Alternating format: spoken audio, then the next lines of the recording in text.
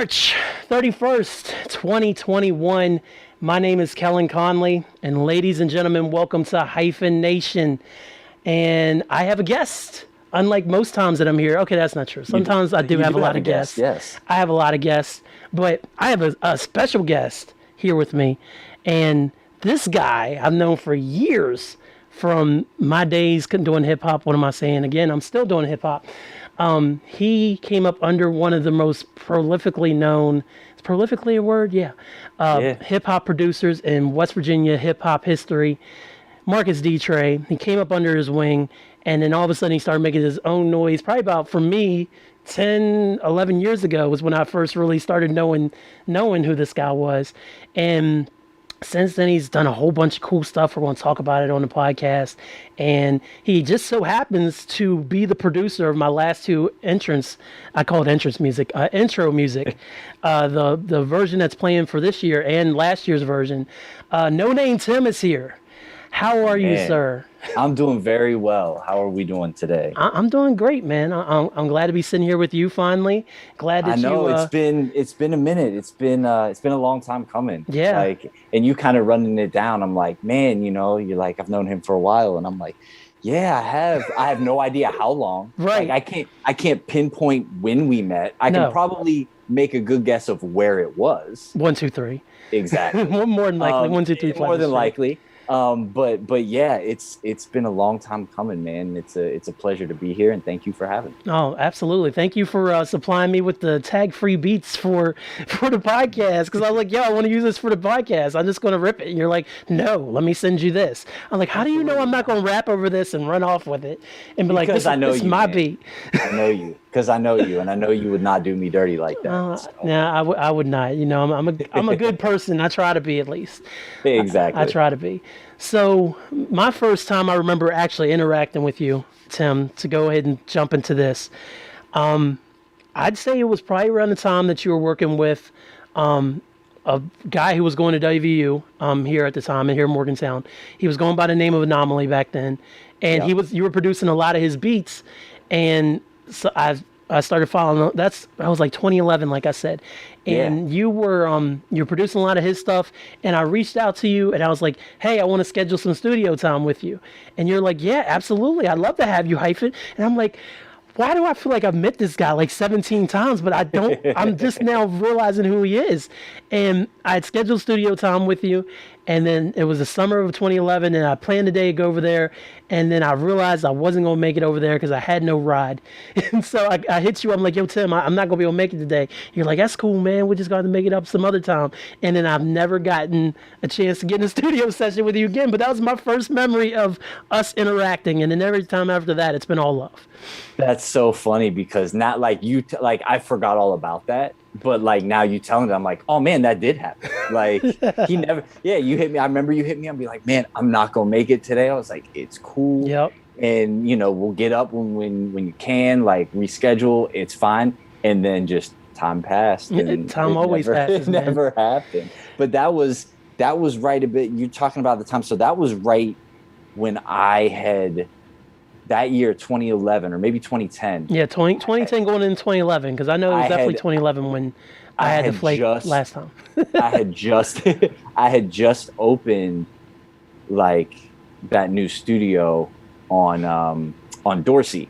Yeah. Like that was the year when I had like really fully like branched out on my own. Like I'd left my job. I'd graduated college at that point. Oh, look at you with a fancy degree. Congratulations. Yeah, right. That I don't use. Well, that happens. I don't use the one I don't have either. It's fine. But I, because I had gone through college and gone through the kind of the local music scene. Mm-hmm. And would DJ 1, 2, 3 on Tuesday nights. And yeah, you did. Yes, you did. I remember that. I think I came through one night and probably a couple nights just on the random in the 1, 2, 3. I'm like, yo, you DJ? Like, yeah, man. I'm like, all right, that was cool. like That's what's up. That was probably the first time we had ever had an interaction. You're right. So I was doing that, and I was doing the music part time, and I really just wanted to get into making beats and like that, and doing more production of my own, because I kind of started out in the studios doing some writing, hopping on songs, just when people So be you were an artist first, weren't you? Well, yes, but no, it kind of was like, I'd be in there learning and more like on the engineer side. Mm-hmm. And then it, somebody would be like, Tim, write an 8-bar verse. And I'm like, okay, cool. I guess if I have to, like hop on the song. We got to fill some stuff. So I would do it, just to, because I wanted to, there was so much more that I wanted to learn. And I'm like, okay, the more I'm here and the more value I add, the more they're going to want to have me around so I can learn and pick up new things. Jack of all trades. So, yeah. So that didn't run for too long before I was more onto the recording and engineering side. And then, I gradually got to the point where I opened my own little spot out of I had a 2-bedroom apartment and just converted the second bedroom into a studio. And then I just kind of like hit the ground running. Yeah, absolutely. That's so crazy. And now that you say you were on Dorsey, I was real close to Dorsey then, so I really feel like that's something that come up and I couldn't make it because I could have walked to Dorsey in 5 minutes. Yeah, so right. I'm still beating myself up because I was like, man, but honestly, I went through so much stuff back in that year alone. It's probably better we didn't get up. A lot of good music came out of that year after I got through it. So hey man, that's how it works sometimes. Yeah. Absolutely. You go through things and then you sit down and you write about it and you make rap albums about and make your first album. That's what happened with me. But how did you meet Marcus D-Trey, man? Because let me tell you a story about D-Trey, and you might know this story. I probably do. This is 2010 when I did this. I remember it was early 2010 and I just came up to the concept. I was like, all right, I don't want to do mixtapes anymore. I want to do an album, and I'm going to name my album at this time. It was either going to be Spideyville Unlimited, or it was going to be Nerve Fresh. That was the titles I was juggling. That's going to be the name of the album. I was like, I'm going to reach out to all these producers I know and see what I can get. So I was like, I'm going to reach out to Marcus D-Trey, because D-Trey to me, let me tell you, Tim, the early Recon stuff I wasn't familiar with yet. I didn't even know who 6 was until who 66240 Jumbo Green was until 2004 when Hellboy came out. So I didn't know anything Recons. Okay. So the first time I heard D-Trey was Hey Shorty, move over. That 6, I can't, what was it? Lose my mind. Lose my mind. Yes. I was there. I was in the studio when Marcus made that beat. That thing still slaps, right? Oh yeah, still slaps. I don't know the last time you played it. I played it a few months ago, and it's still nuts. And he had another joint on Paycheck's Slaughterhouse Author album that was just crazy.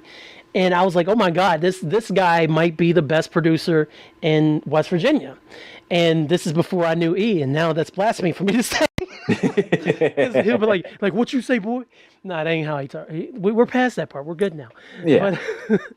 But I reached out to him in 2010, and I sent him an email. It's like, hey, D-Trey, I know we've only had, you may have heard me from the message board. Shout out 304 Live. But I'm working on my album, and I'd really like to get a beat from you. And I got to tell you, I don't have any money like that. So, would you be willing to work with me and see what you would come up with and stuff? And he's like, yeah, man, absolutely. He's like, how much? He's like, I can make you something for 50. And I was like, all right, I can do 50. So I sent him $50, and I'm thinking, just from my interactions with other producers I knew at the time, who were giving me beats. I'm like, yo, can I get some beats? And they send me beats. Yeah. And this is not necessarily E or Monsalong. This is just other producers I knew. And they send me beats, and you know how it is. You're a producer. So somebody's like, send me some beats, and you're like, all right, I'll send you some beats. And you give them some stuff that it's like you were working on it, or you just kind of left it and you just never came back to it. And you're like, you know what? You can have these 3 beats that's been sitting on my hard drive for a couple of years. So that's what I was expecting D-Trey to send me.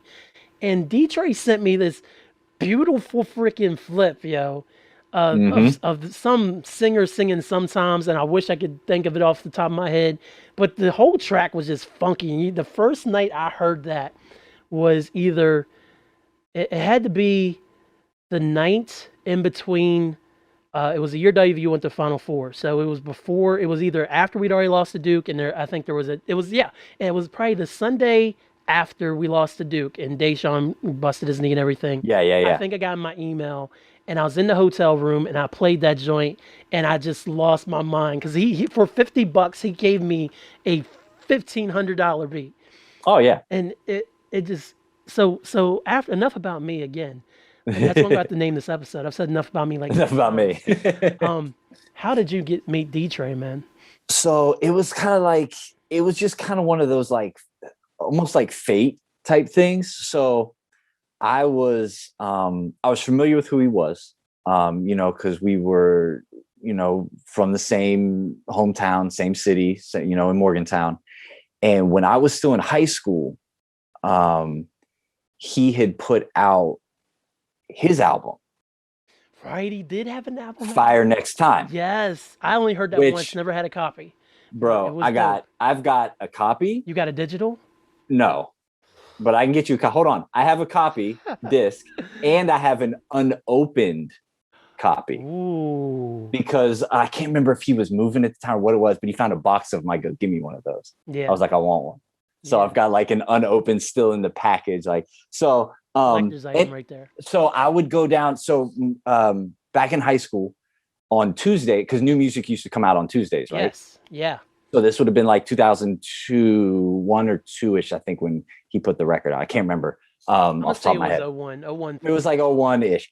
So every Tuesday, I would go down to the Den on High Street. Shout out to the Den. Shout out to the Den for being just the fucking coolest. I gotta interrupt you real quick. The Den let me name a bong. Did they really? Yes. And so I had a bong that was on the shelf for a few weeks called the Hyphen, and somebody purchased the Hyphen and smoked their wares out of the Hyphen. So that's something that I will tell my grandchildren someday. I got the name of boss. Shout out to the Hyphen.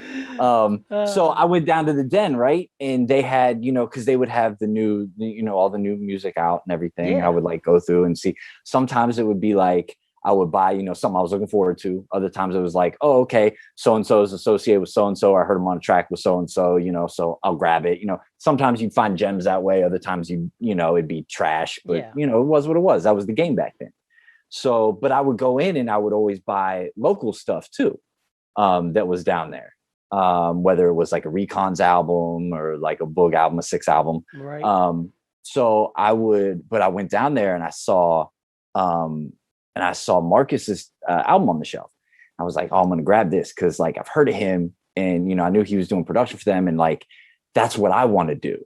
Like I had just like gotten to the point where I was like, man, I'm really drawn to, because I was always drawn to music, but I didn't know like exactly what I wanted to be. Like, I didn't really want to be an artist. Like, I'm not a singer. I'm not a this, I'm not a that, but like hip hop has always been like, just such an amazing art form to me. And like, it just kind of pulled me in when I first heard it. Yeah. Like I'm pretty eclectic with my music, but that was what kind of like was moving me musically.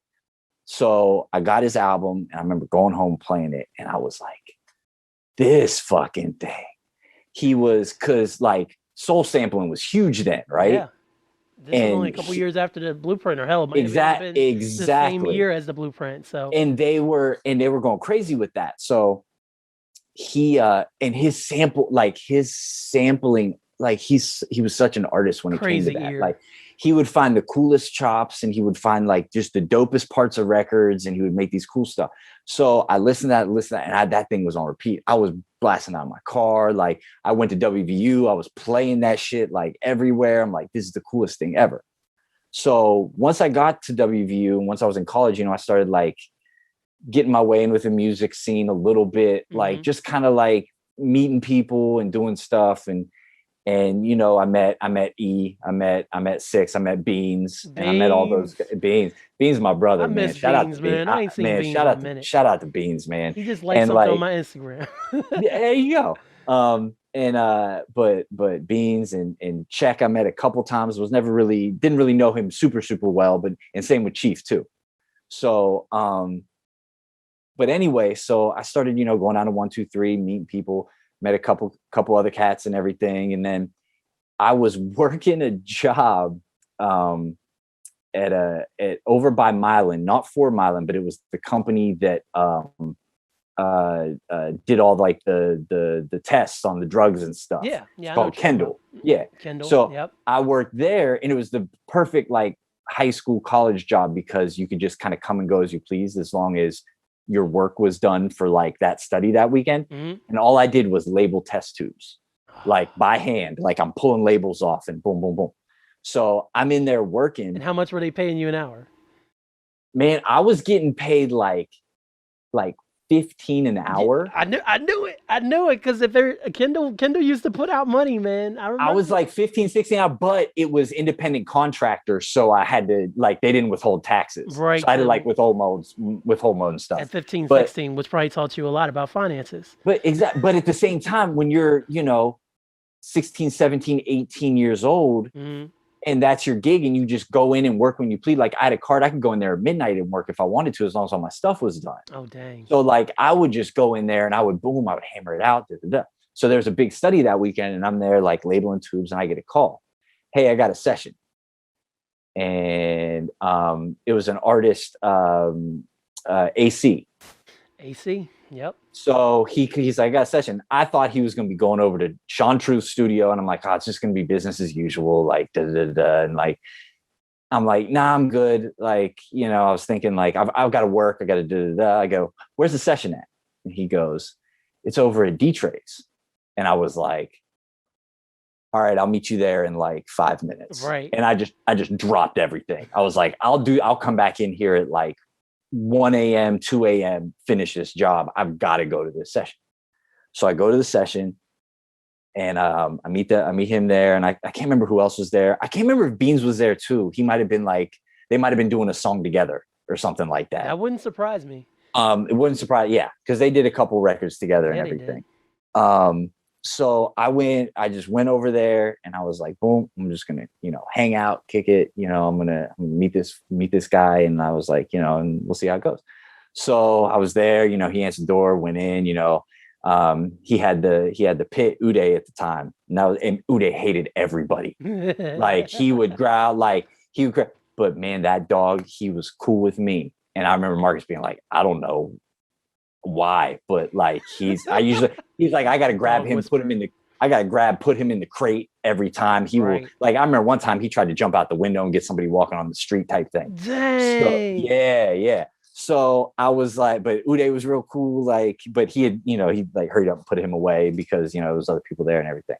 So so we go back, we're in the studio and they're working. I'm just kind of like being super quiet. Mm-hmm. And just like watching everything and like watching everything he's doing and like checking everything out and like just like,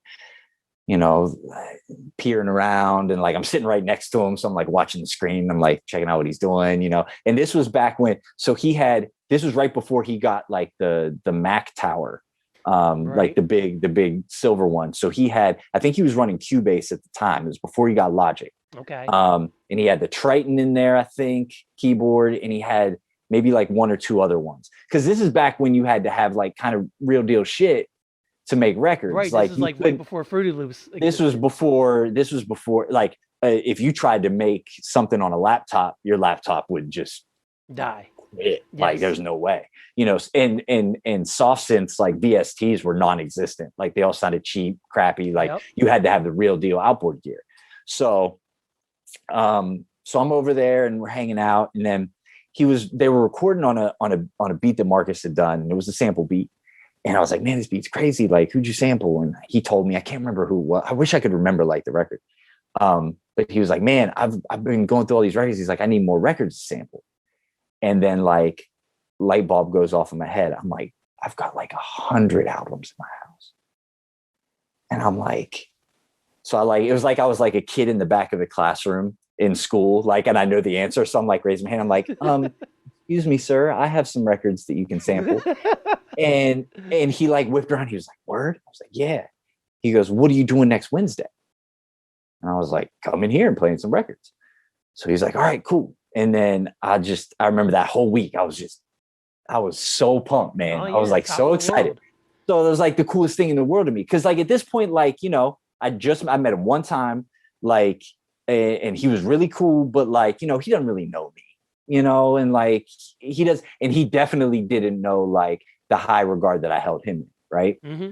So this is this, like, just to warn you, this is going to turn into a huge Marcus D. Trey love fest. That's So if he listens to this, bro, I love you, and you already know all this already. So actually, he just texted me right now, Oh, which is he knows hilarious. you're talking about. So yeah, right. Like you're So telling them sappy stories again, Tim. yeah, I just looked over and I saw him. I was like, okay, that's super. So anyway, so I go over there that way. I come over with like milk crates of records, Mm-hmm. and I'm just like, I'm bringing them all. I was like, how many you want me to bring? He was like, bring them all. So I brought over, I think I brought over like half, and then like, after we went through them, like over the course of weeks, I brought over more or whatever. So I go over there and we start, he had the big Roland. It wasn't the MPC that he had at the time. He had the big Roland. I think it was the MV. And we started like going through samples, and we found some dope stuff. We found like we flipped an Eddie Kendricks record, I remember. And then we flipped some Journey stuff. And Journey's got such samples. Samples man, for days, man. Dude, you're not kidding.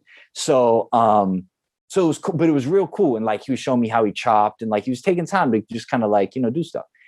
And then you start fast forwarding, through the week. I brought some more records over. And then this was when he was at the spot over in Suncrest too. Okay. So I start coming over a little more regularly, and like, me and him kind of start talking on the phone and be like, hey, I'm working on some stuff. You want to come over? Cool. And anytime anybody had a session over there, I would make sure to go over, we talk, we chop it up. And then like, things started like kind of progressing to where it was like, oh, like you come over here for some music. And then there'd be like a fight on that weekend. Right. And he'd call me and be like, hey, you want to come over and watch the fight? To like, and then it progressed to like, hey, like, I'm going to the mall. You want to come to the mall? Cool. Like, hey, I'm going up to Pittsburgh. You want to come to Pittsburgh? Yeah. And then, slowly but surely, a friendship, was built. And then, to the point where it's like, hey, now it's my kid's being born. I'm getting married. Like, yeah, like we're, and to the point now where like, he's legit, my big brother, and he's been, my best friend for, when we met in 04. So 04, 03, 04. So we're talking, 17, 18 years now of friendship. But so I was going over there, and then he started to know that like, I wanted like to kind of be doing what he was doing. I don't know if I directly told him or what it was. Yeah. But he was like, well, he had gotten Logic and gotten the Mac at that time. And he was like, I've got Logic. You can have like a few licenses on it. He's like, do you have a Mac? And I was like, yeah, I do actually. And he said, I'll just give you one of my licenses to use it. Nice. So he let me, that's have huge, have a copy of Logic, which was so difficult to.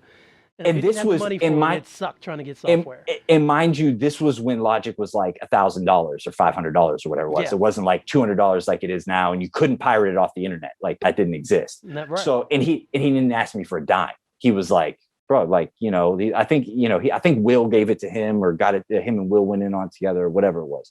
But and then he sold me my. He was getting rid of his Roland Phantom keyboard, and he sold that to him. I was like, how much were you gonna sell it? He was like, I'll sell it for whatever. I was like, all right, cool.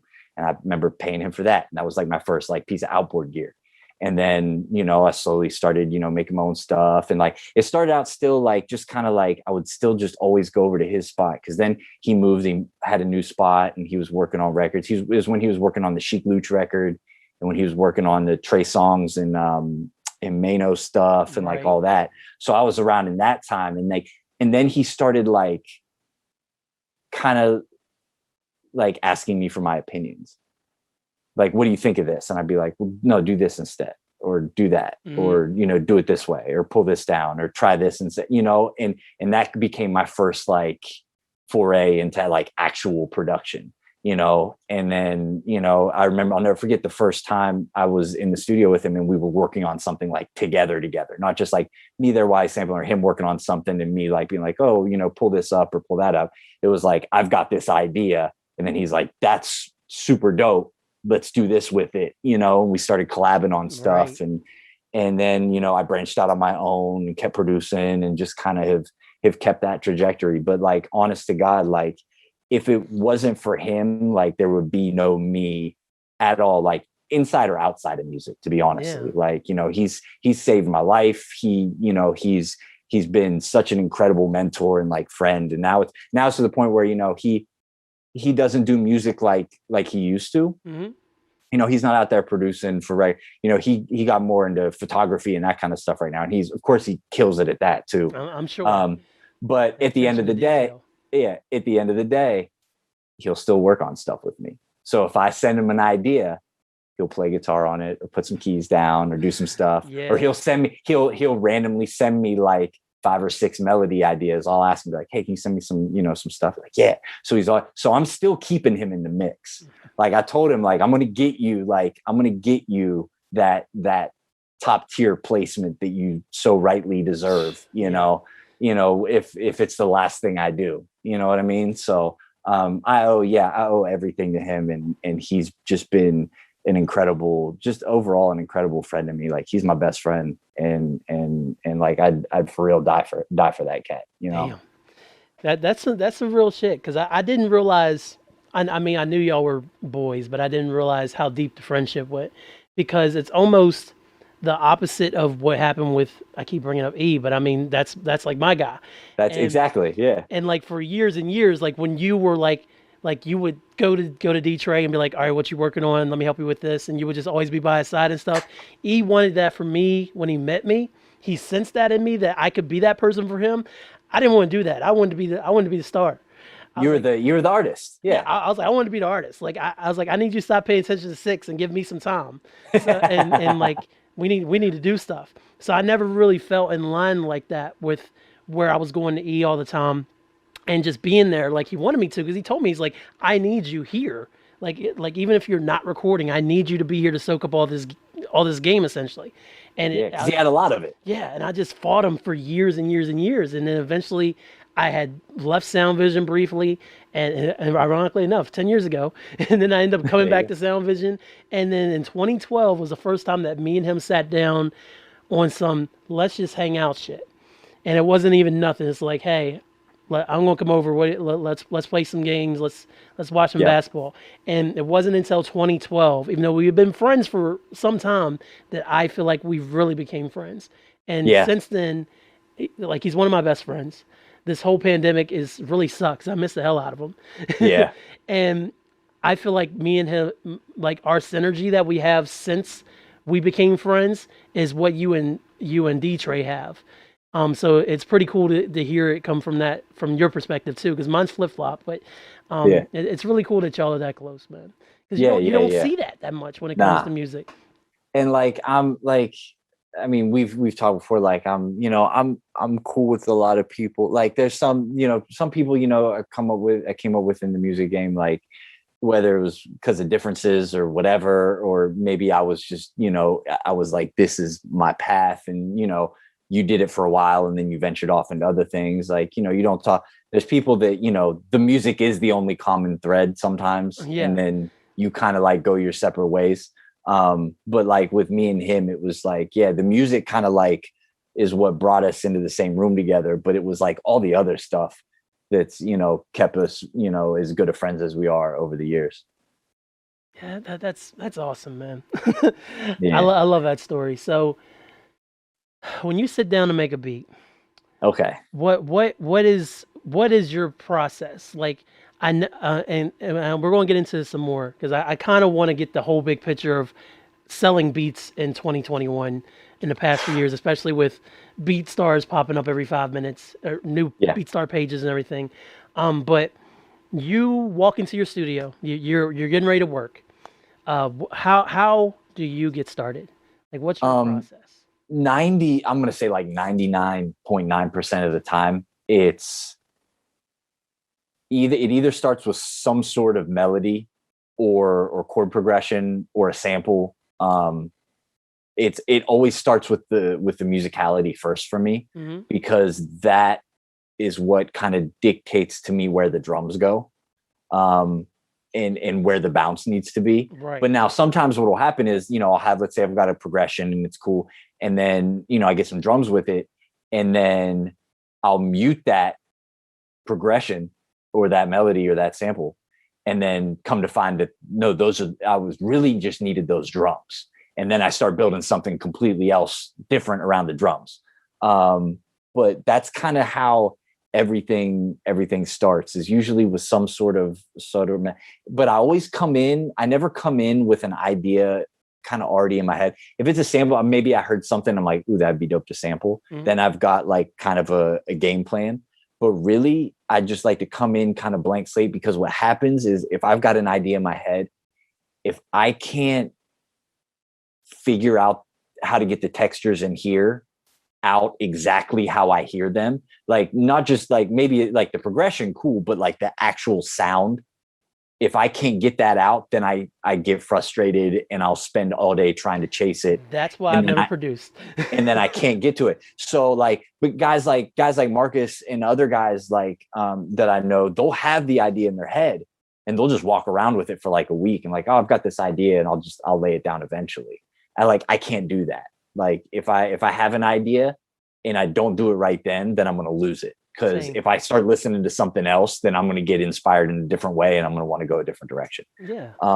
So that's kind of like how I start, is usually like I'll pull up a piano, or maybe I'll spend a day like just looking for new samples or looking for new sounds or something. And then I'll come back the next day and I'll revisit them and be like, okay, that'd be dope. And that's another thing. I very rarely finish a beat in one sitting.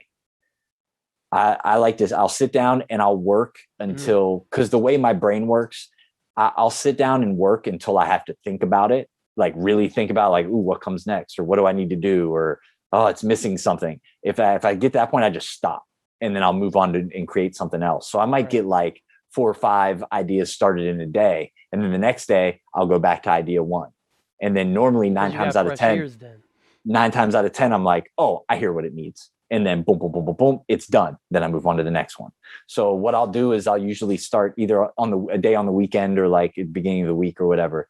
I'll like start a bunch of stuff and just get a bunch of ideas going, and then periodically come back to them throughout the days or the week, or depending on however many I did, and then finish them. Some of them I'll be like, okay, that's not it. Like just throw it to the side. But most of the time I'll be like, okay, cool, that's it, boom, done, and then move on. Because like the way my brain works too, like thinking about going from start to finish and all the work it takes, I get real ADD, where I'm like, nope, that's I just can't focus. Like I have a real hard time like focusing on from beginning to end. But if like the creative bulk work's already there, then it's like, okay, now I just get to fill in the blanks and mix a little bit and have fun and that kind of thing. Yeah. Because I started out mixing before I mixed records. I was mixing records and other beats and stuff for 4 or 5 years before I ever like was making my own beat and like, hey, and like actually shopping it to somebody. So the mixing part, some guys hate mixing. So a lot of producers are like, I hate the mixing process. I don't like it. Leave that to the engineer. I love it. Like it's become such a part of my creative process that it's just kind of ingrained in me. So I'm the same way. Like I haven't had to do it for real, since I've last did music, but as much time as I put into writing and recording all the songs that I did, the time that I spent, because I mastered everything and mixed everything. The time I spent adjusting and running out to the car and listening to it in the Equinox and then running back in the house and then changing stuff and then trying to make sure that my vocals blended, because I'm always working with a 2-track anyway. So so I don't have like stems, but I mean that's just what I know. So but I do enjoy like bringing out those sounds and everything, and like I've never really done it with anybody else's stuff. So I can engineer and I can mix all day. I can't get my thoughts that's in here to come out on any piece of production software, whatever you call it. I've never been able to do it. I can sit here and tell you, Tim, I was like, I want this to sound like this and go and make the noises and everything. And I was like, and I want this melody. And then you'll play that. And I was like, I want, and you would do that. Now, if I had to do it, I'd be like, fuck this. I'm not. I'm done. I can't do this. It's too much work. Yeah, exactly. But like that, I mean, you find your your niche within the music realm. Mhm. Like, you know, some people are button pushers, some people are you know, write music, some people are more lyric, some people are like, some people just know, hey, that sounds good, that doesn't, you know, like Right. Rick Rubin's the perfect example. Rick's like, I don't Yeah, know he just what sits any of back the, and strokes he's his like, beard. yeah, he's like, I don't know what any of these knobs do. I don't know what any of these things, but you know, I'll be damned if you work with him and you don't put out the best record ever, because he just knows how to build a full album and what people need to hear. Yeah, that's exactly what Diddy was doing in the Yeah, Shiny Suit era, because yeah, everything from like let's say 96 up until 90 late 97, like after Big had passed everything, like like he's getting all these production credits, and then you find out a couple years later he's just standing in the damn studio and pointing to the hitman saying do this, do that, do do this, do this, that, do yeah. that, and he's like, I don't know what the fuck I'm doing, but like you could But at never the get him same on a time, I phone know what call. I'm doing. Right. Like everybody wanted a Puff Daddy record, and Puff Daddy Everybody. was going to this hitman and saying, "All right, D Dot, Yep, I need you to make it do this," and D Dot would make it do this. yep. So I completely get it. I need to be like Diddy. Yeah, I need to. I I can't just be the need. guy mashing on the MPC. I've Yeah, tried that too. And yeah. You just need the hitman around you, and then you're good. exactly. Let me get a team of producers. That's what it'll do. So from your creative process, just I don't even know how long you've been selling beats through the new model of Yeah. selling beats, because I just probably followed your YouTube page within, I don't know, the last 18 months or so. I feel like Okay. maybe a bit about later than that. I always knew you did beats, but then for the old way, at least for me, is like, all right, you know a producer, he does beats, he's not local. Like you got to reach out to him, and then you kind of figure things out. It's like, hey, I got some money, or you got some beats I can hear, and all this stuff. That was the old way of listening to beats. Now you literally go on YouTube and be like Jay-Z type beat. You type that in, and you get thousands upon hundreds of thousands of results of Jay-Z type beats that are marked as free, but really people are leasing these beats on the internet so Yeah. that artists like myself can purchase them for a decent price. And depending on how small they are, they can pretty much use it for an album or a single or anything like that. And then as long as they don't hit a certain number of streams, depending on what lease they bought, Yep. they have access to this beat. Now, that also could mean that I buy beat A today, which I did. That Drake beat was filthy, bro. Yep. Thank you. Thank And you. I was like, yep, that speaks to me. I'm going to go ahead and drop that 30. Now, I could buy at least that MP3 today, which I did. Excuse me. And then MC from Wisconsin could also hear that beat and also lease that beat for $30. Now, chances are our two songs will never cross paths where it's like, okay, well, we have the same beat, or it's not like we're going to have some beef over a beat. No, we both paid our $30 to get the lease. Exactly. Now, say my version takes off, then I could come back to you and say, I need to get. Let's work out more of a deal, like so I can get exclusive. And I don't even know how that would work if there's already leases out there. I'm really rambling at this point, but how does that whole world work, man? Because my Profit Money's doing it now. And I've actually bought a couple things from him. Ray Charleston, who used to rap and is now down to Bottle Top Boys and Lip Beats, who produced a bunch of stuff on my album. He's doing that kind of thing now. Like, how does the beat game work these days for YouTubes and BeatStars? And I'm gonna stop talking now. It's a weird thing. Like I remember back when like SoundClick was popping, SoundClick. and people were, you know, they were essentially leasing beats off of SoundClick, you know. And now I was in stealing them bitches. If and it then, was a yeah, free people were download. still no, man. I remember people would bring SoundClick beats in the studio and be like, "Hey, can you remake this? Like, I'll pay you like, you know, whatever it was, like $100, whatever." Like, yeah, sure. Like, fuck it, I don't care. Um, so, I got a Rick so Ross beat I need you to remake. I'll pay you $100. Pay $100 for it.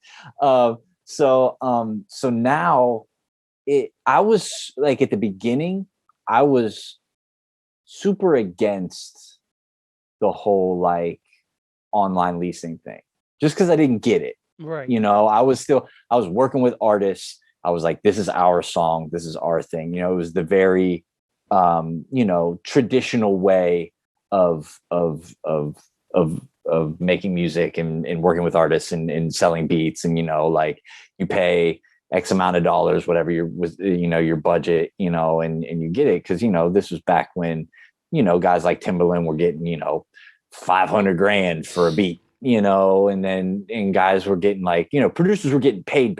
Yes. And then, label budget started getting smaller, internet kind of gets more involved, and, people are stealing music, then streaming, and then everything. So Stealing music. Nobody did that, Tim. I don't know. I never stole an album. Never. So never.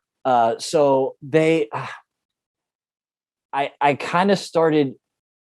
What happened is I had a young producer from the Charleston area, Miles T. Miles T is super talented kid, like incredibly talented kid. Him and I still work on stuff together. Shout out to this day. Shout out to Miles. That's my bro. But I remember he came over to my studio, and we were just talking and chopping it up. And he was doing the online thing, and the other producers he knew were doing the online thing. And, they're like 10, 11, 12 years younger than I am. Oh, wow. So they get it, right? And then they broke it down to me and they explained it to me. And then Miles looked at me, and I'll never forget it. He said, "Tim, I don't know how much you're worth to these labels, but you're worth 100 grand a year on the internet easily." Damn. And I was like, It's one way of putting it. Damn, okay. So at that point, I was like, all right, I need to see what the fuck is going on here. Yeah. So I kind of like, I did the research and I looked and I started looking into it. And I'm like, okay. I was like, basically it's given all these artists who can't afford, to pay, because we're at a point now where anybody can record an album, distribute it themselves, sell it themselves, upload it themselves, do all that. Don't need to go through any channels. They go through DistroKid, TuneCore, whoever. Yes. But like you don't have you're not getting your album on iTunes unless you go through these specific channels. Right.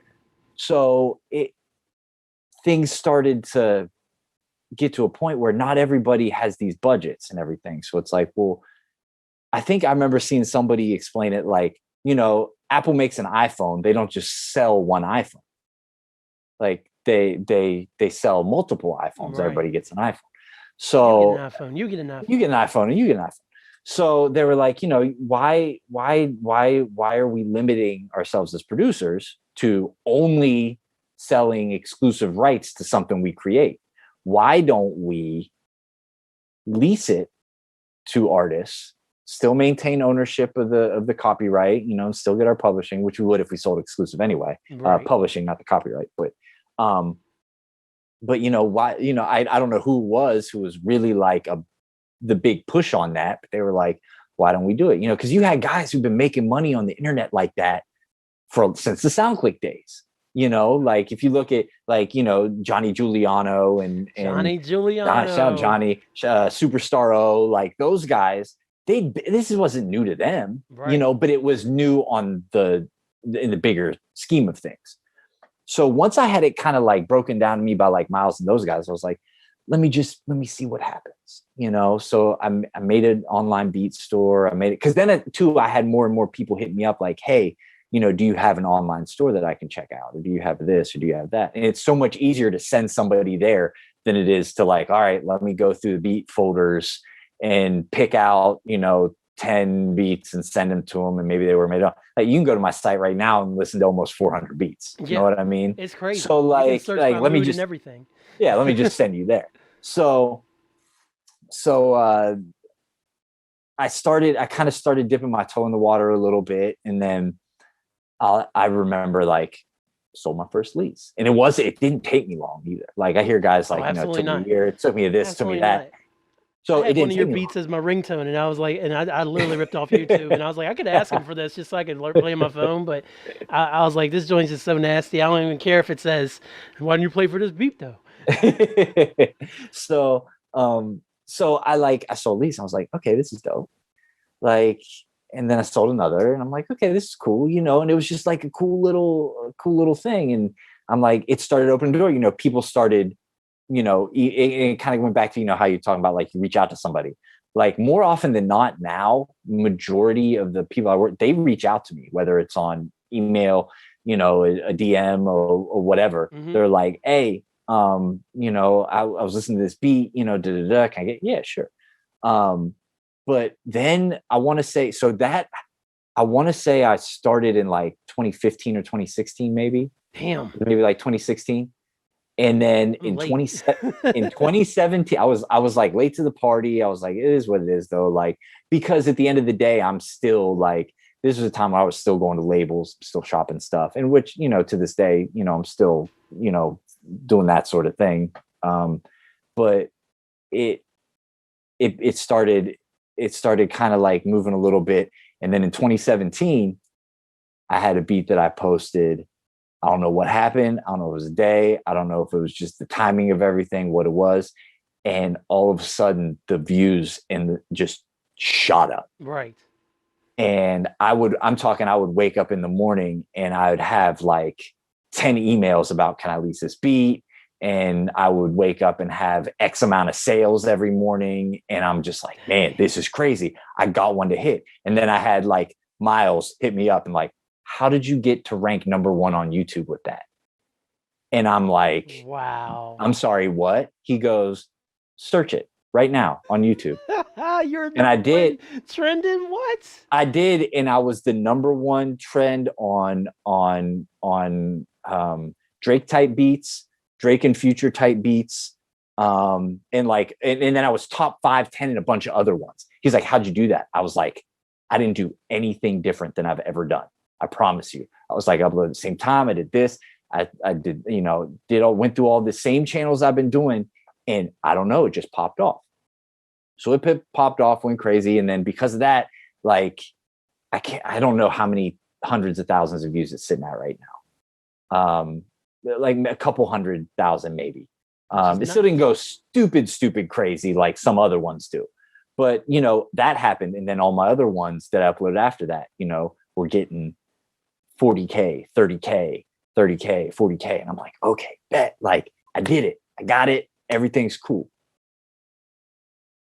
Then the views started to drop on all videos that I was posting. I'm just like, what is going on? I'm not doing anything different. I'm still getting interaction. Everything's still cool. But then they just kept going down. And then I don't know how true anything is. I don't look into it, but everybody's like, YouTube changed the algorithm. Right. Yeah, more about this now. It's more about that. Now you got to do this. Now you got to do that. And then I just, and the views went from, I had the 200,000, the 30, 20, 15, 50. I had a bunch at like 15, 20K. And then all of a sudden they're getting down to like 10. And then they're down in the 8s. Mm-hmm. And then they're down in the 5s and the 2s. And then they're down in the, and that was like super discouraging because I was like, man, I did it. I got it. All my, like my shit's gonna go crazy now. Like, I'm gonna be one of those kids that's talking about like, I'm pulling in like 30 grand a month off beat leases. Like, I'm good. And it just kept going down. And like, I was still seeing but my sales were kind of like staying pretty consistent. Mm-hmm. But the newer stuff wasn't poking in. It was still all the older stuff from the time when everything was like going crazy. So, but now if you look at my channel now, we're talking 4 years later, I'll get a couple hundred views on a video. Yeah. Maybe. But I'm cool with it because now I don't rely on YouTube. I focus more on the actual site and email marketing and running promos actually on BeatStars, because I've noticed that most of my sales come directly from BeatStars, directly from either my site or my player on there. I like your site. I don't like the BeatStars site. I hate it. I never get on BeatStars, but I do like your site. So yeah, but my site is through BeatStars. I know. So it's connected. So it's completely integrated and connected, which is a cool thing that they do. Mm-hmm. So it that's kind of more my main focus now when it comes to the leasing and doing that whole type of thing. But really anymore now, my main focus is the artists I'm kind of working with more directly. Yeah. Like because I'd gotten to a point a couple years ago where I was just kind of bored with music. Like I'm making all these beats, like a lot of these are cool, like, you know, and I had, you know, I'll never forget, I had a guy say, like, I don't get it. And I was like, don't get what? He was like, everybody I know that either that I know personally or see that I think you are just as talented as or more talented than is like the dude. They're out there, they're just, you know, kind of running things. And he's like, I don't get why you're not. I was like, brother, I don't get it either. Like, you know, like I'm just, but you know, I got to a point where I was getting real frustrated with music. Yeah. And I just couldn't figure out, you know, what my purpose was. But then, you know, Kofi came along and him and I linked up, and it's just, he gave me that purpose that I needed again, because he wasn't coming to me for anything other than myself. Right. Like, he's like, dude, do you make what you make? I don't want anything different. I'm not going to ask you, like, just send me what you make, because that's what I want. And it's been so fun and rewarding, like working with him. How long have you been working with Kofi now? So it was crazy. So I found him, I stumbled across one of his songs online, right? Mm-hmm. And I was like, damn, this is dope. I think me and this kid would work really well together. And so I found him on Instagram and I DM'd him. I was like, hey, which always goes well. Yeah, right. I'm like, it's a I heard, producer. Yeah. I was like, I heard one of your songs, man, and I'm a big fan of it. And on hearing it, like, I really think that my sound and your sound will work really well together. And I sent him the message, and then it wasn't until after the message that I had sent it where I realized, like, oh shit, this guy's got like 20K followers. And one of them is Drake, and the other one's Boy Wonder, and the other one's like Hush. And I'm like, I'm not hearing back from this kid. There is no way. I'm getting tossed to the side. But I shit you not, it was either that afternoon or that very next day, I had a DM back, and he was like, yeah, here's my email. And I was like, damn, okay, cool. So I sent him a batch of beats, and the good beats, by the way. Yeah, the good beats. Not the trashy ones. Not the trash beats. I was like, okay, so I sent him like a pack. I don't know, maybe there were like 10 in there, because like I never know how many to send, because I'm always like, I don't want to send too many, but I don't want to send too little either. So if they don't give me like a specific amount, I'm always like, let me like throw them like 10 beats. So I sent him 10 beats. Yeah, I sent him 10 beats. And then I didn't hear back from it. But I was cool with it. I'm like, man, you know, he's probably, you know, doing whatever. Like, maybe he heard him, maybe he didn't. You know, I'll follow up with him, you know, maybe next week. So then I think it was the next week or a week after, I got a text from a guy I know, J-Main, out in LA, runs R and Bass. And he was like, hey, I got this dude coming over to the studio this week. I think you would have some good stuff for him. His name's Kofi. He's from Toronto. And I'm like, no shit. I was like, I sent him a batch of beats like last week. He was like, oh, no way. You know, so we started talking about that. So then I hit Kofi. And he's like, oh shit. He's like, that's you? And I was like, yeah. And he was like, oh man, I'm recording to this one tonight. Oh, and shit. Yeah. And it ended up being the Trust record that we got out, the single we put out. And I was like, okay, bet. So after that, it was just like real cool. And me and him, like, that's family now, him and his whole crew. You know, amazing. And that, yeah, we've got, I mean, I did one on his EP, that came out on Red Bull Records late last year, fall of last year. And then I co-produced one with him and K9 on that same EP. And then he had the album just come out, 100 Dark Nights, a couple weeks ago. and I did I did see one you on posting on your stories. yeah, I did one on there, Got You Already, and then I did another one, Do You Dirty, but it had a sample in it. And a lot of times with that, it's like, all right, he was like, man, we could probably pay for the sample, but I was like, man, let's just replay it. And with him, he's a super dope producer in his own right. Mm-hmm. And great piano player, plays guitar, all that kind of stuff. So with him, I'm usually like, hey, you go ahead and replay it instead of me doing it, because one, he already knows what he's going to want.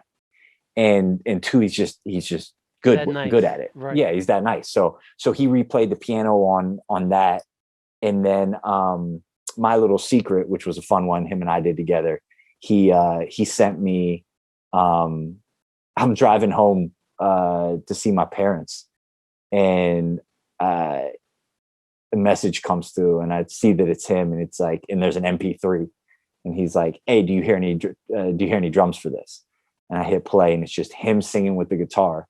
And it's like 3-4 time. And I'm like, all right, this is dope. I heard drums instantly. Right. So I told him, I was like, hey, I'm heading home for the day. Like, I'm going to or maybe it was like 2 days.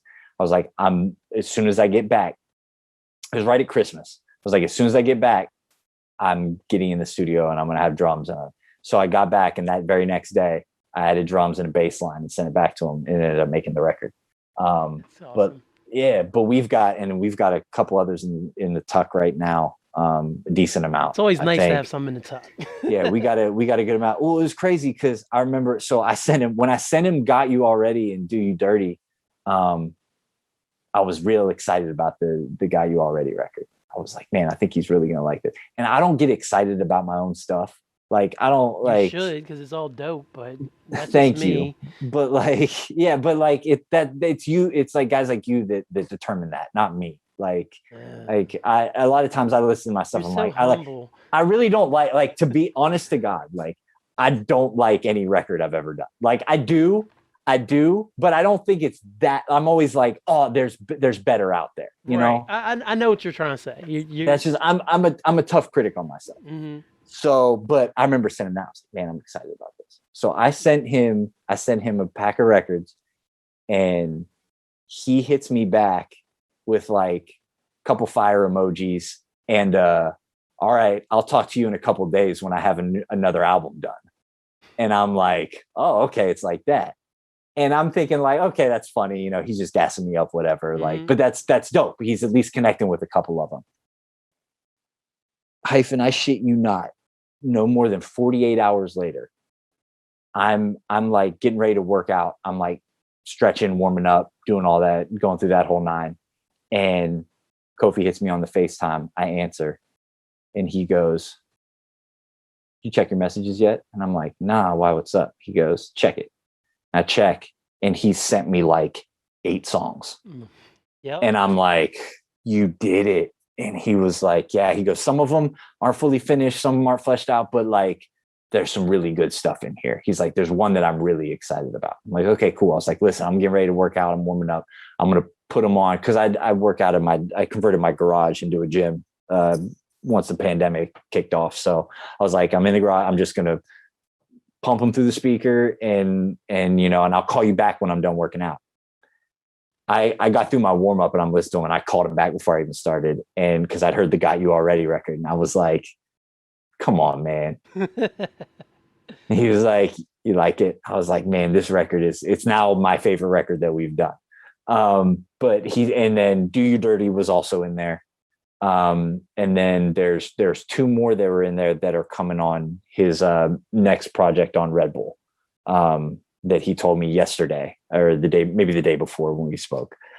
He was like, these 2 are going to be on there for sure. And yeah, and I was like, all right, bet. So that was definitely a productive pack that I sent him at that point. Because I would say so, yes. There's a couple others in there too where I'm like, man, these records got to land on something or got to land somewhere, because like I'm a big fan of them. But maybe it's just me, because I'm like, I just like what he did. Because he told me, he was like, man, I might do something else with that record and do something. I was like, man, that record I'm thinking back in my head, I'm like, man, that record's got to come out. Like, don't make me put it out, Don't make me leak your shit, bro. Yeah. And oh no, I would never leak. I know. He actually dealt with a guy who like he had a leak happen, a little leak, nothing crazy. He wasn't too stressed about it. I was like, dude, that's gonna happen. You just gotta say fuck it. Yeah, for real. And stuff like that. And then somebody aren't nothing compared to what they used to be. Oh man, they were bad. Like, well, because what would happen is, on the way to the printing on, getting it put on the physical disc, is someone would get the files and be like, oh, I can just throw this on the internet now and people will pay for it, or people will pay me to have it, to be able to put it out for free, basically, or to have that exclusive. So you just started seeing records pop up everywhere. And that's why we didn't get the original version of the Carter 3. Exactly. That's why we didn't get that. That's why we didn't get Lloyd Banks's original second album. Yeah. I remember because the girl left it in some bitch car, according to Joe Biden, stole it out the car, and then it leaked that. But it's on the internet, and it's good. It's really good. It is. There's been so many albums that we haven't heard, like the actual or the original, because of that. Well, shit, like even back in '99, like Nas's third album, I Am, that got leaked, and like bunch of those records ended up on Lost Tapes, and Lost Tapes is like one of his dopest things ever, and he had to throw away all those records and then make I Am, which I personally love, even though I probably shouldn't, but that was my first Nas album. So what are you going to do? What are you going to do about it? Like, I'm one of those ones that, like, I get blasphemous shouts because I think that It Was Written is better than Illmatic, and and like all these people are like, you're crazy. I can't say it's blasphemy. That's fine. Like people are like what? Like all the hip hop purists are like, no, sir. And I'm like, bro, it resonates better with me. And that's what it is. It just does. I've learned that about myself. Yeah. No apologies. Right. No apologies, man. Like when you spend a certain amount of time with a record, no matter what the critical acclaim is, you love that album. Like personally, if someone came to me and said, "What's your favorite J. Cole album?" I'm gonna say Born Sinner, and then they're going like, "What?" And I'm like, "You don't understand how much time I spent breaking down and listening to Born Sinner over and over, especially because it was one of those discs that it opened and then the last track kind of loops it back in. So when you're just spinning it over and over, it's like one consistent loop, and it just like you don't understand when you spend time with a certain record, even if it gets 1 star, that's your album, and that's just what it is. They're time markers, right? Yeah. Like I'm like you said, like it was my first Nas album that so it's like, of course that's going to resonate with you. Of course that's because that's a marker for like a moment in the soundtrack of your life, essentially. Like there's and that's just the way it's going to be. It's like if I can connect with records, from my childhood that maybe others can, or they, records came later and like, oh, this is better. Like people are like, oh, Carter 3 is the best Wayne record. I'm like, nah. Carter 2 is the best Wayne record. 2 is the best. 3 is probably the most polished, I'm gonna say. Yeah. But 2, like, I used to fight people on that too, because I didn't love Carter 2 when it came out, because I really liked the Carter 1. I didn't love Carter 2. 1 is great too, though. That's the thing. Is. And people don't talk about 500 Degrees, but 500 Degrees was crazy. 500 Degrees had some records too. Yes, it did. Just it again. But again, it all comes down to evolution. Okay, when were you? And then we come up with but like a lot of that mixtape Wayne stuff to me was better than Carter 3. I've been playing. Do you remember the Mary J remix of Just Fine that Swiss Beats did? Yeah. I realized it was on Spotify the other day, and I started running that. Wayne's verse on that is freaking crazy. It's crazy. And I even played in the car this morning with my daughter in the car, and at the end he says I did a joint Mary J. Blige, my niggas, and he says it so quick. I'm like, whatever. And then Mary goes off, and his verse is bananas on that, man. That was when what year was that? That would have been like 06, 07. So that's when Wayne started hitting his like feature run, where he was just like on like 100 features a year, and every single verse was just bodied. Like I remember seeing a Little Brother verse, and he killed that joint too. Yeah, like I remember seeing somebody posted on Twitter the other day that it was like, this is a reminder that on this day X amount of years ago, Wayne gave us this masterpiece, and it was that last verse on "We Taking Over" on the Khaled record. I saw that. Yeah. I saw that. So, and I responded with, I was like, "Oh, AKA the day Wayne almost burnt my house down." Like, because I remember me and my boys looking at each other like, "What is this man do?" Like, he's transcending everything. The day like, my house almost burned down for Lil Wayne would have been when he dropped that "Show Me What You Got." Money's what I got. Money's what I got, little lady. Money. Yeah. Man, and that's what I don't even know if the video's still up. There was a video, like one of those DVD videos, where they had shot him in the studio and him just kind of walking around like Miami or something. And this is like Wayne before Wayne really blew up. And he just, because Jay had come out with it and everybody's like, all right, that's cool. Like the beat's nuts. Jay was cool. But Wayne just, Wayne just smoked it. Yeah, that was when people were like, okay, Jay's cool. Like people were like, it was that period where Jay had come back and like people were real like lukewarm to anything he did. They were like, I don't know if he should have came back, because like the Black Album was so perfect. And like everybody's like, and everybody's holding on, everybody's like, I don't know. Then granted, a couple of years later, they were like, oh wait, no, it also didn't help it. He came back and rapped like this for like a whole album, talking like this, and whispering this, and like, Jay, what are you doing? Super, you're put like, some bass in there. You're too laid back right now, Jay. What? Like, bro. And I was disappointed because like he was working with Dre and shit, and I'm like, this is gonna be crazy. And it was like, such potential. It's still cool, but like, I'm getting ready to talk about that. It's actually, this year is the 15th anniversary of Kingdom Come. So me and my one of my semi-regular co-hosts, Marcus, we're going to be talking about that album. And we had this discussion before. I think he likes it more than me. I loved it when it came out because I was like, oh my God, new Jay-Z. And then after a while, I was like, I don't think I like the album as much as you're like, man, I hope he comes out with another record sometime soon. But then I feel the same way about Magna Carta too. And there's a lot of people who love Magna Carta. And I'm like, he had moments. There were big moments on there. There's huge moments. There's big moments, but when it's huge, not. It's huge. When it's bad, it's okay. It's not good. Yeah. Let's put another Nas feature that doesn't pay off. That's cool. Yeah, that was kind of it's just those. But I mean, it happens. It really does. It happens, and you roll with it. Speaking of things happening, okay, I need to know exactly. I know you did like a whole video about it, but how did you end up making a certain entrance theme called Firing Squad for a wrestler named Tama Tonga of the Bullet Club? Do you want to talk about that? My brothers. I love talking about that. I love talking about those guys. It's crazy. So it was. I'll never forget when I got the email, because like we were living at the place we lived at before. He was at his fourth house, guys. Yeah, I was before. No, we were living at our first place we moved to here in Columbus. And I was like in front of the TV, I was like plugging my phone into charge, and I checked my emails real quick. I had this email, and it was I can't remember what like the headline was or the message was, but in the body of the email, it was like, "Hey Tim, it's Gus." And I knew Gus through an old high school buddy of mine. Him and Gus played college baseball together. Nice. And I was like, and I'm starting to read the email, and I'm like, oh, it's Gus. Like I met in college. Cool.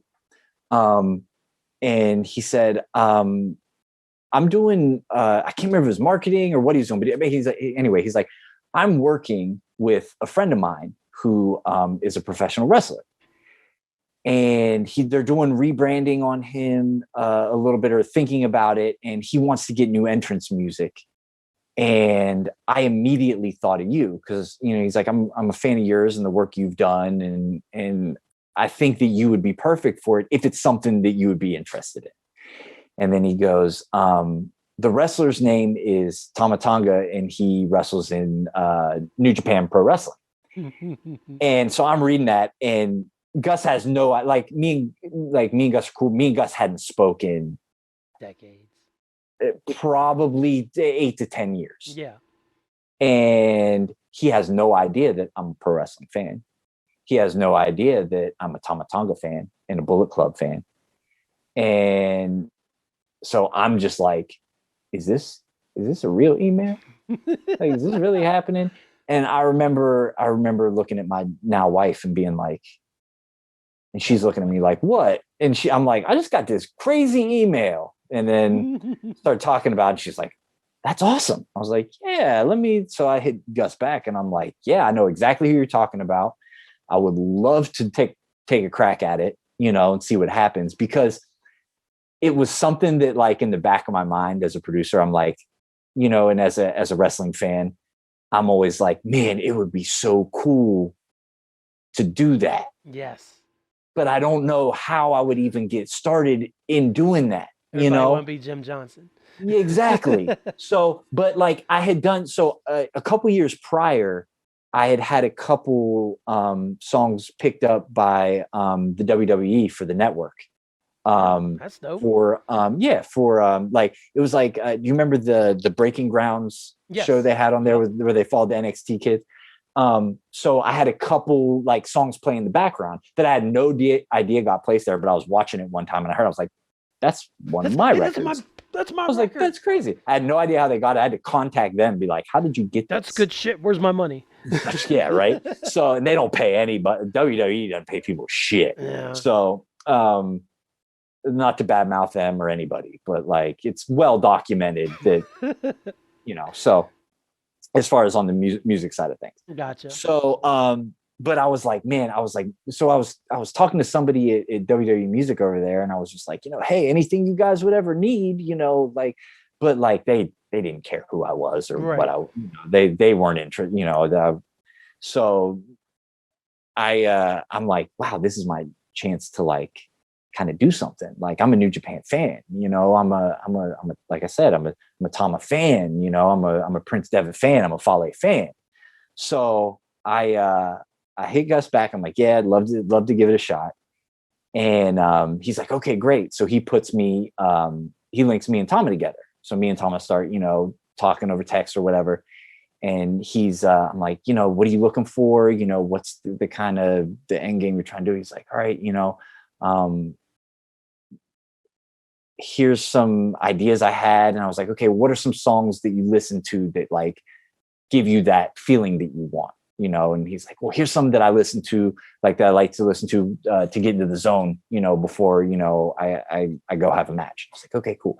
And he sends me some stuff. I'm like, okay, these are all pretty dope. This is cool. I can work with this. Like he's super creative in his own right. Like he's really good at getting his creative brain across. Oh yeah. Like even though we were speaking different, like he's like, I don't know musically how to explain it, but I'm like, you're doing it well enough. So I knew what he wanted. Right. So I worked on probably, I gave him like 5 or 6 ideas, I want to say.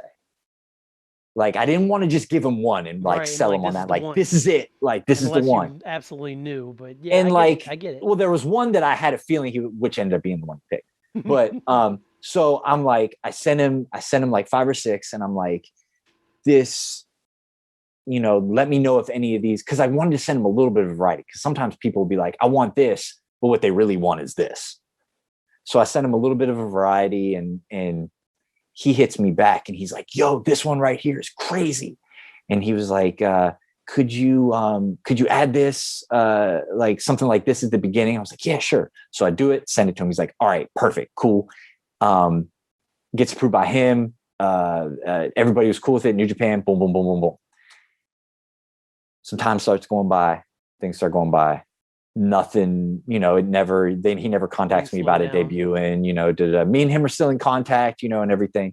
And, in the world of professional wrestling, you can't just like change things on a dime. No. And because it's not going to make sense. Everything there has to be a reason. There has to be a purpose for everything, for whether it's changing a look, whether it's changing gear, a gimmick, whether it's changing, a finisher, whether it's changing entrance music, whether, everything has to have a reason for the story to move forward. Right. So I'm like, okay, they're waiting. And then I don't know what happened or what, but like apparently they didn't pull the trigger on that like solo reset for him or whatever, but him and his brother were super hot, as a tag team with G.O.D, right? So I'm like, okay, that makes sense. They're doing that and they're loving it and everything's cool. So fast forward, I'm gonna say probably a year and a half after him and I had first started talking, connecting, right? After we'd first connected, I want to say it was probably like a year and a half. And like, so he texts me and is like, hey, what's going on? Small talk, how you doing? How's life? Da, da, da. Or maybe he called me. I can't remember if he called me or he texted me. But anyway, we were chatting for a minute and he goes, do you remember this other theme that you sent me? It was called, I think I titled it Loyalty. And I was like, yeah. And he said, what's going on with it? Like, and I'm like, man, it's just sitting on my hard drive. Like, those are all things I made for you and that I've kept in case you or anybody else would want them. If any of the other boys want it. And he said, I think it would be great for me and my brother. And he loves it. I love it. And we both think it makes sense. And I was like, okay, let's do it. Oh yeah. So it was like, it was in December. I know it was December because he goes, I want to debut it at Wrestle Kingdom, which was like, yeah, which was huge. Was that the year Jericho was there or was the year after? I think it was the year after. I think it was the year. Like Jericho first showed up at Wrestle Kingdom 12, I feel like. Well, and it was 13 was where it debuted. Okay. Yep. So this is 2018 then. Yes. Okay. That's probably when I started following your 19. YouTube channel. Yeah. After you talked probably. Yeah. So he's like, I want to debut at Wrestle. I'm like, dude, man, they sell out the Tokyo Dome. This is like biggest show of the year. Like, it might be. It's the biggest show next to WrestleMania to be completely exactly in the world. Yes. So I'm like, hell yes.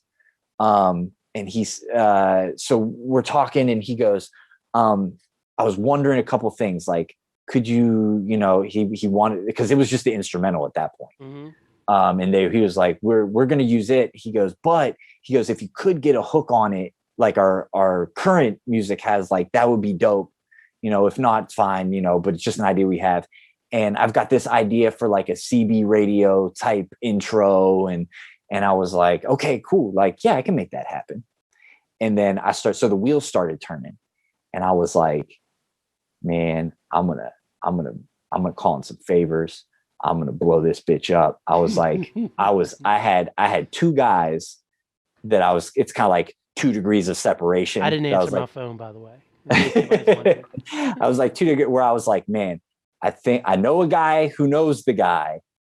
Like, let me see if I can get this feature on this record, because this will transcend everything. Yeah.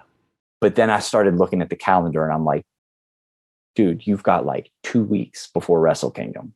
I'm like, I'm not gonna mention the names of the artists, but like, I would have to. They were label guys, right? So I'm like, man, I'm gonna have to. I don't know if I'll get it cleared. I don't know what they're gonna ask for. I don't know all these things. I'm not gonna be able to. It's gonna be too much of a crunch, too much pressure. I can't do that. Like, so that idea kind of like quickly was like, I like suppressed it. Right. And I'm glad I did, because what I ended up doing is reaching out to an artist here in Columbus named Keys. And I was like, I don't know if you'd be into this for me, but like, if you could do me a solid and help me out, like, that would be great. And he was like, oh yeah, man, it's cool. Me and him had, become cool over the years. We met at a showcase here in the city. And he came through, I kind of told him the gist of everything. And then I just kind of like, he had some ideas, and then I just kind of hit record, and he just took off. Straight shot, took off. And then I was like, okay, that, and that, and then just kind of cut and pieced up. I'm like, okay, now this is going to be this, and this is going to be that. And then I, the next day, I think I recorded the CB, yeah, you did the CB intro. Yeah. I think I did that. The very next day, I was like, let's see how I sound on here. And it turned out, I was like, man, this turned out pretty great. Nuts. Send it to Tama, and he was just like 15 fire emojis. He was like, it's go time. And I was like, hell yes. So then, because too, the other reason I was like, I can't go if I got to wait for a clearance on a verse or on a hook. Not only am I gonna have to wait for that, but I got to deal with New Japan. So the New Japan negotiations themselves took like a week and a half to get everything cleared and okayed and da da da. Thankfully, I had Tama having my back, and he's like, yes, da da da. We're doing this, blah blah blah. So yeah, Wrestle Kingdom popped off, and the response has been incredible over the past couple years. And just like fans reaching out and just really connecting with the record and just being just super cool. And then, I went to the block party for the G1 Supercard in New York. Nice. Tama was like, hey man, come, like, we got you, you're one of the boys this weekend. I was like, okay, bet. So I went there and even the fans there were like knew who I was, which was like weird to me. That's like crazy. And I'm like, that's cool. Like I had a guy come up, it's super cool. He's like, hey man, I DM'd you on da da da. I'm like, yeah, I remember. He's like, oh cool. He's like, can I get a picture? I'm like, fuck yeah. Like, who am I? So like, but it was cool, to chop it up and just kind of like be with them. And, and I've made, great friends out of it. Like me and Fale are super cool now. And me and Tama, of course, and me and Tangaloa and all the guys, like they were just so like welcoming to me, which was awesome. And true friends, and like and even Tama's family, like Tama's wife is the greatest, and his mom and pops are the best, and that kind of thing. So and his sister, fantastic. I keep in touch with them. And they're just, it was just a really cool experience. Like I'm glad that it all kind of like fate kind of shook it out and it all worked out the way it did. Cause it's been a lot of fun, and, working on hopefully some more things. I got some more things to send him. Some more things to send him. Well, actually I already did, man. I already did another interview. Fale, if you see this, me and you have been talking about doing a new one for you for like a year and a half, 2 years. Like, let's get it done. Let's make it happen. I think I got one that's perfect. I'm going to message you later and hopefully you're like, oh yeah, let's do it. But yeah, I actually did another one for Tama for a certain collective group of individuals that wrestle in New Japan that he may or may not be a part of. I see. But I actually have another one now that I think that would be even better. Oh wow. So I'm gonna send that to him. I'm gonna hit him up and be like, hey man, I got this idea, and I think it's pretty dope, and I think it fits everything, and I think maybe right around now or sometime in the near future would be the time to pull the trigger on doing something like that. So we'll see. But yeah, I'm always working. And another cool thing, like I've had all kinds of independent guys reach out to me too. Like, oh yeah, hey, I wrestle for so-and-so. Like, I love what you did. Like, would you be willing to work on something? And I'm always like, yeah, of course. Like, that's the work. Good thing about you, like, no matter what, you don't say no a whole lot. Like, unless it's like a real something, just something absolutely you can't do it. That's when I know you to say no. But like, you're literally one of those dudes that give the shirt off your own back. So you will find a way to work with somebody as much as you can. So it's no problem if it's something especially if it's something I enjoy doing. If it comes down to me doing something that I really, really love to do, then I've always got open ears. Yeah. And if it's something that doesn't work out, then that's fine too. But like, I'm always willing to listen. Like, I don't care who you are, or what what level you're at or what stage. Like, if you're reaching out to me, that means I kind of like connected with you in a way. Like, I'm never gonna be like, oh no, like, no, thank you. No, bro. Like, no, bro. Like, It's like I just don't have the time, or Right. like I'm working on this or I'm working on that. But like, But even then, you'll be like, I could get back to you by this time I can get if you're back to you. willing to Yeah, wait. sure. Like Yes. it's like I can get back to you, but I'm not. You see, the good thing about me being in the position I'm in right now is like I'm not owned or contractually obligated to anybody. Like I can work with whoever I want to right now. I It's can work amazing. with with whoever, however, I can do stuff for Tama and do records for Kofi and lease beats on the internet and also send records, to like, my buddy Lee Major, who's produced for everybody under the sun. Yeah. Like I just sent him a batch of records yesterday. And like I can do all these things and I don't have to worry about like, oh, what's so-and-so going to say, or I've got to make sure I fulfill this obligation or fulfill that obligation. It's like, I just want to work and make music and enjoy it every step of the way. Because if I always told myself, there's ever a time I don't enjoy doing this, I'm going to stop. I'm not going to do it anymore. Yeah. Because what else would I be doing it for? There's a million and one other things I can go do if I don't enjoy this. But thankfully, It's been working out pretty good, huh? What, 16, 17 years later, like, and 10, a little over 10 doing it like full time, nothing but it, I still love doing it and I still enjoy it. So I want to be like you when I grow up, Tim. Is that cool? that's perfectly fine. So we've been here for about an hour, and I want to get you out of here, but I couldn't let you be on the show without finally getting to ask you about that garage that you mentioned and your own little iron paradise, as so to speak. Sure. Like, cause I mean, ever since I've known you, you've been a real skinny dude, a real healthy looking dude. And now you every now and then, even though you're kind of backing away from social media a little bit now, every now and again you will be posting stuff on the IG of you just clanging and banging on some huge ass barbells, dumbbells, all that stuff. Yeah. So how did you get into, has exercise always been something you've been into, or is it just something that you picked up probably in the past few years? But like it blows my mind what you be doing in that gym, man. Like you be putting up these posters like, this is what I did today, and I'm like, you did 16 things, you ate raw eggs in between, you ran up the rocky steps and came back and then finished your set, man. It's crazy. So I've always like, I kind of grew up an athlete, playing sports and doing that whole thing all through elementary years and high school and everything. And when I decided and figured out that I wasn't going to play in any level of college or anything, Right. I kind of like, I started getting more into music as well, which was perfect. But at the same time, like I'd always been like an active, healthy, kid. So the gym started becoming something I did.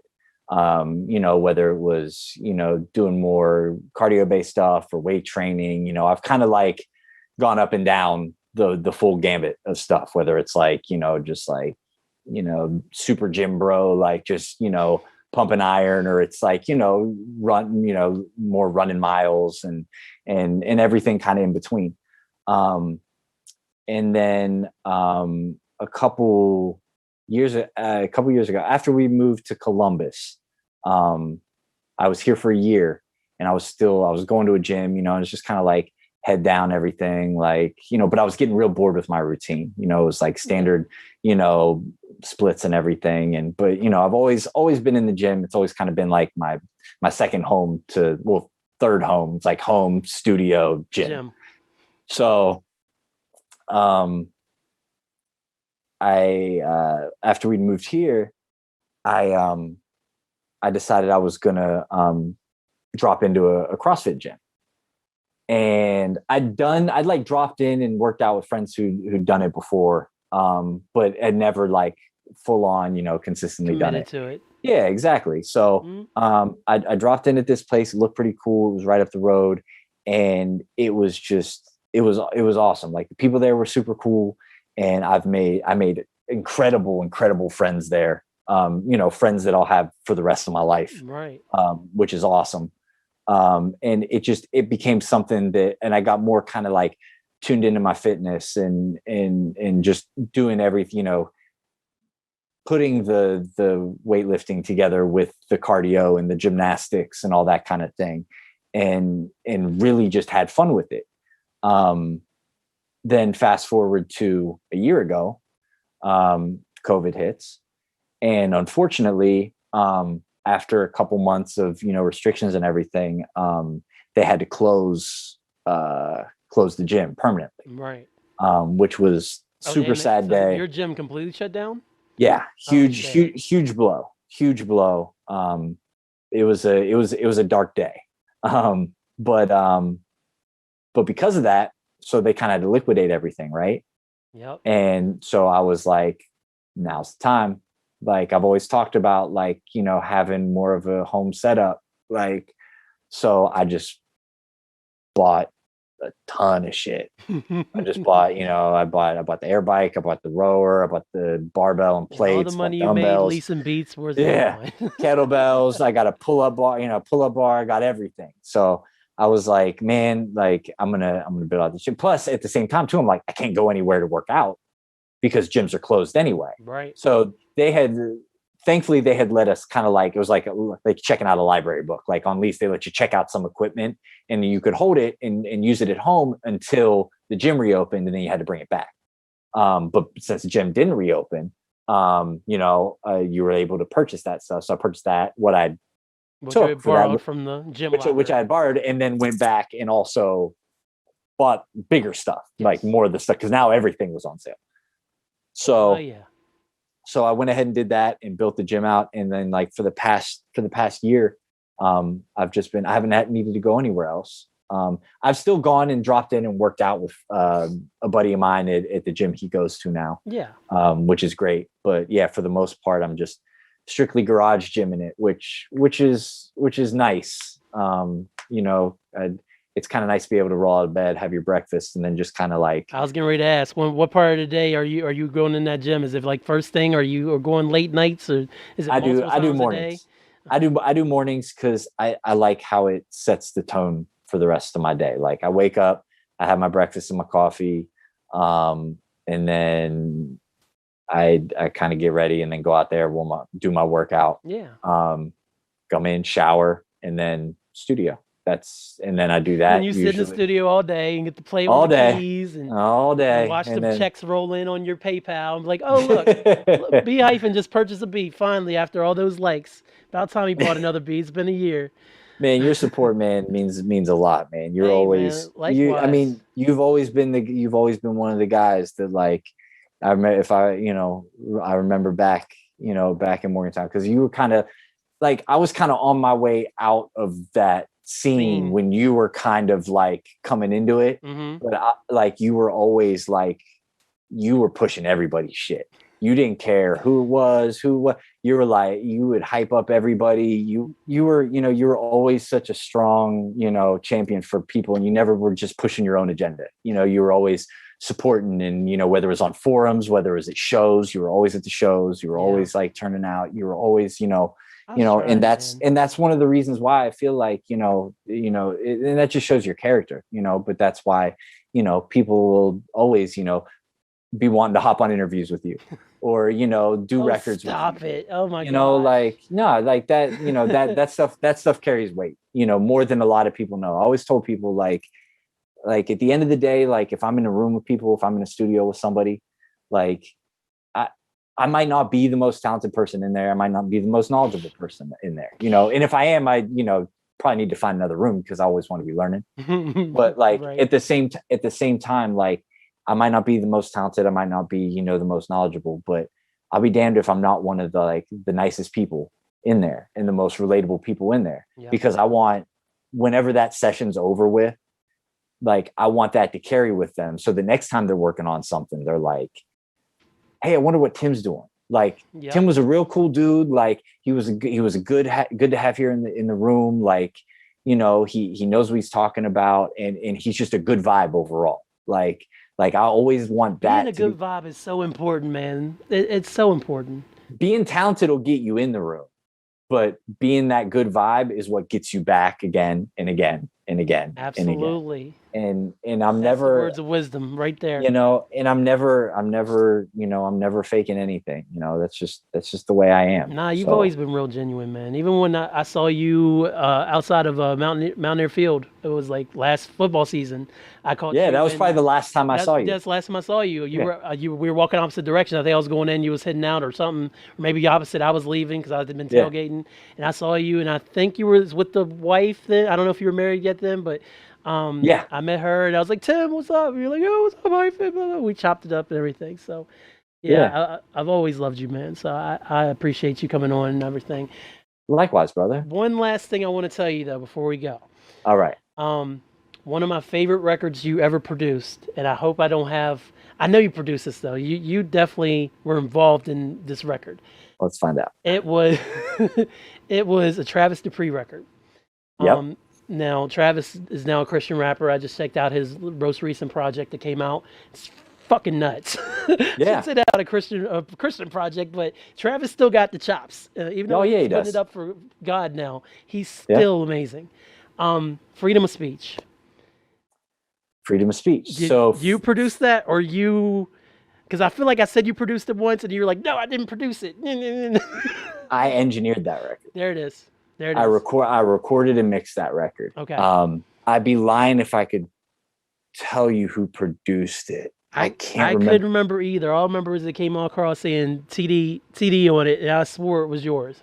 Yep, it was. I did honor roll for him. Yeah, right around that time. I have like 5 songs in my iTunes library still. If I put in my iTunes right now, honor rolls in there right next to Thomas Gambino Bonfire.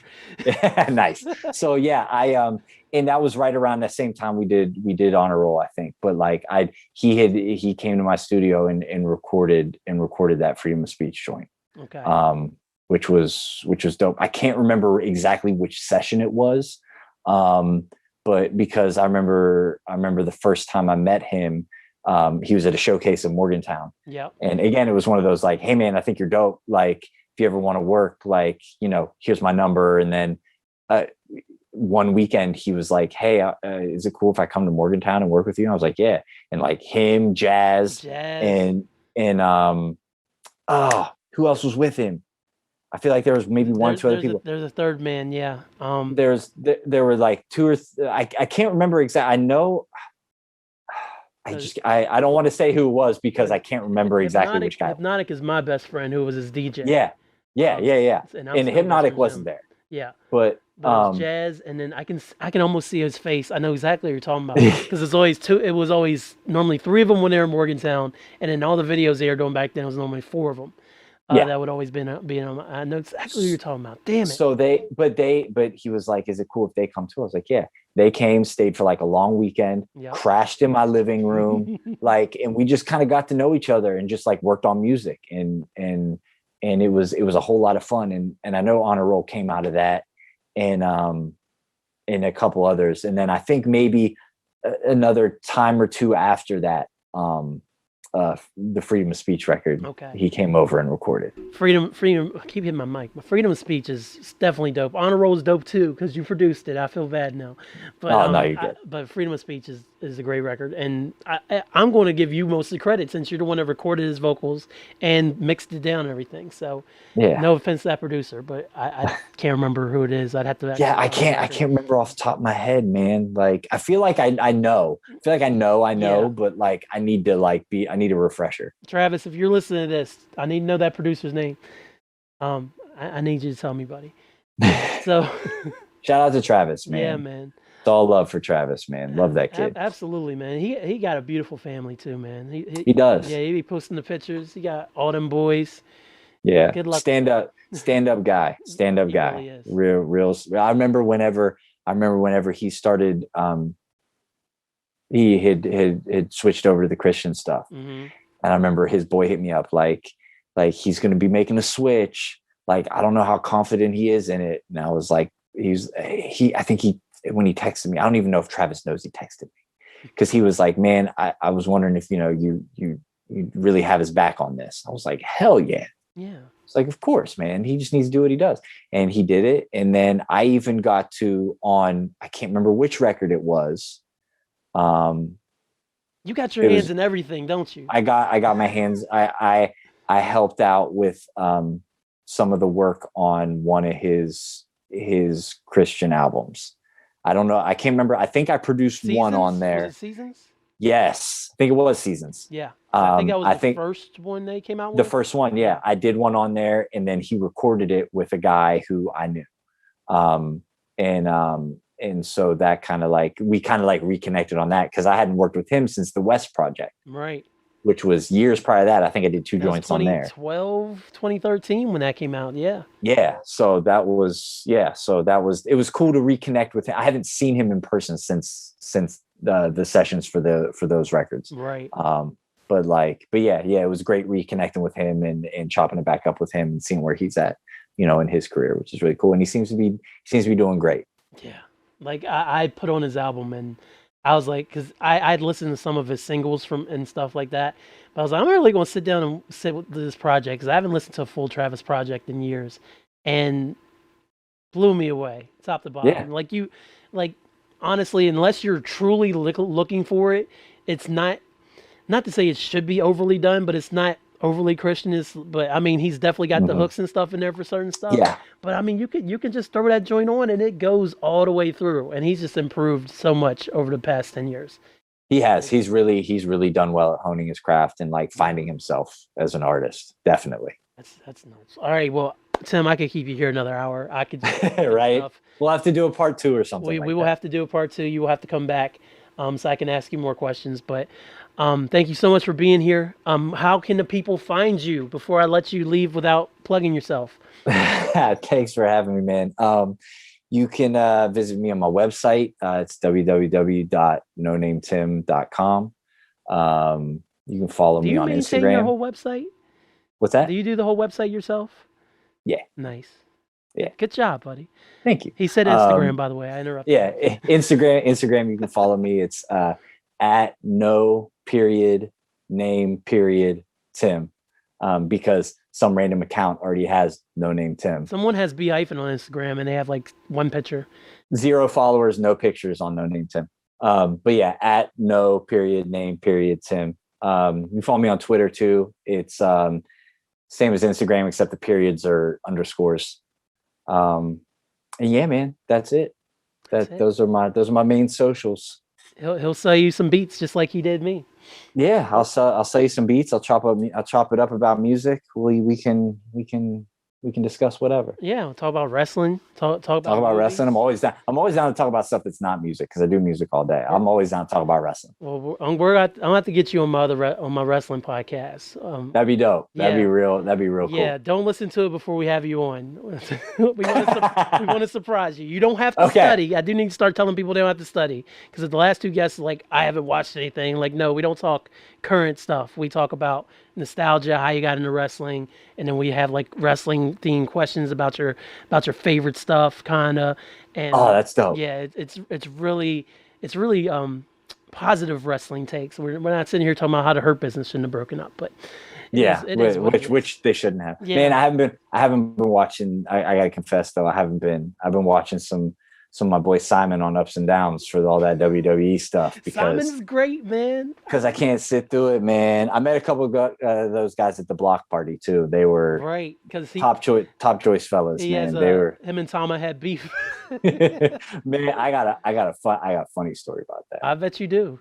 I got real fun. I'll save it for the wrestling. Save it for the wrestling pod. Yeah, because that there's a moment there that's hilarious. Oh my! Between people who knew what was going down and people that didn't know what was going down. I'll probably call on you for that sooner than later. but yeah, I haven't been watching. But I saw they did that. They did the Hurt Business dirty. And I'm just like, why? But yeah, because I've been so locked in on New Japan and and on in AEW, man, to be honest, just because it's it's just new, it's fresh, it's different. It hits all the points as for me as a wrestling fan that I've always looked for and that I feel like I've been missing for so long, with a North American product, NXT had it for a little while when they were still kind of developmental. But AEW hits those points, you know, that New Japan has always hit for me. So it's like, but yeah, but I still gotta stay tapped in, you know, because WrestleMania season's coming up, and you know your boys are gonna be watching it all 18 nights of it. WrestleMania is it next weekend or is it the It's weekend like after? next week. It's like next weekend. Shit. They're doing 2 days. I know. Again, Saturday and Sunday. They're doing 2 days of the NXT takeover too. I saw that too, man. Yeah, which I'm still bummed because I was going. So Tama was having the beach party last year, and then COVID hit, and he hit me. He's like, "We can't be doing it," because you know I was going to go down there, but I also had tickets to the takeover down there. And I was like, I was super pumped for the takeover because you know it would have been my first time seeing Ferg wrestle Finn. It would have been my first time seeing him in person. Finn's like a bunch of people. First time seeing a bunch of people like you know do their thing, and I was all kinds of hyped up for it. And then I still got the ticket. Like I got the ticket in the drawer right over here. Like the ticket to the show that never was. Like just to remind me how precious things can be in life. I don't think you need that reminder, but I understand. Should probably just torch it by now. But yeah, man. So but yeah, it's been a pleasure, man, talking to you. It's been way too long. Like you said, we could talk for hours upon hours. But absolutely. But yeah, I appreciate you. But yeah, I appreciate each and every one of y'all for listening. And thanks, y'all.